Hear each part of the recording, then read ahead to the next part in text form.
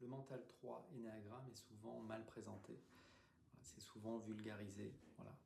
Effectivement, lorsqu'il va mal, le 3 va vouloir afficher le fait qu'il réussit. Il va être un petit peu dans la tromperie, il va vouloir afficher le fait qu'il performe même quand ce n'est pas le cas, même quand il a perdu sa motivation. Et donc oui, quand il est sous stress, le 3 est prévisible, voilà, il va être un peu, encore une fois, dans la frime, mais c'est valable pour les 9 profils énéagrammes. Voilà, on est malheureusement extrêmement prévisible lorsque l'on est sous stress. Et lorsque l'on étudie l'énéagramme, c'est justement ces moments de désintégration, on dit qu'il faut aller observer, qu'il faut conscientiser. Donc oui, le 3 peut, quand il va mal, paraître un petit peu robotique, un peu déconnecté, juste connecté à sa propre réussite, avec peut-être cette sensation qu'il pourrait tout écraser sur son chemin pour réussir, et pour performer dans ce qu'il a décidé ou vu comme étant la réussite. Donc si c'est effectivement, si c'est une réussite professionnelle, eh bien je vais vouloir peut-être avoir le diplôme que les autres n'ont pas. Si c'est le matériel, je vais peut-être vouloir avoir la voiture que les autres n'ont pas. Si c'est une relation ou si c'est un sport, là encore, je vais vouloir performer de manière un petit peu particulière. On peut simplement rappeler que le 3 est dans le centre de l'image, et ce qui motive tout ça, eh bien, c'est effectivement qu'il a senti qu'il était plus aimé par ses parents, par l'environnement quand il réussissait.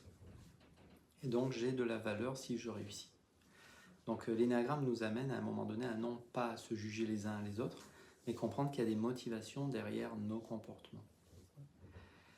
C'est vulgarisé de le présenter comme ça parce qu'on agit souvent depuis les ailes, et on peut dire que le 3, à travers son aile en 2, aime aider. Il adore, bien sûr c'est axé sur le résultat, parce que le 3 est un être d'action, et donc il va vouloir aider, mais il va vouloir surtout qu'il y ait du résultat dans l'aide qu'il propose, mais il rêve d'aider.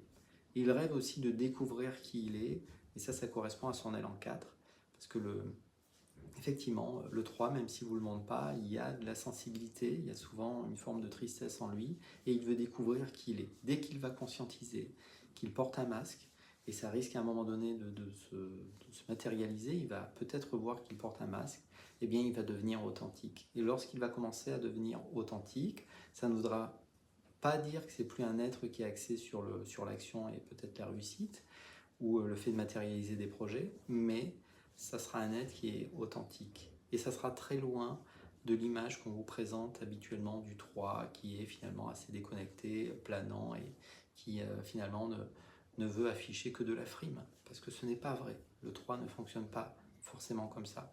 Donc l'énéagramme nous invite à approfondir un petit peu nos connaissances énéagrammes, et puis à voir que l'énéagramme, c'est une dynamique avant tout.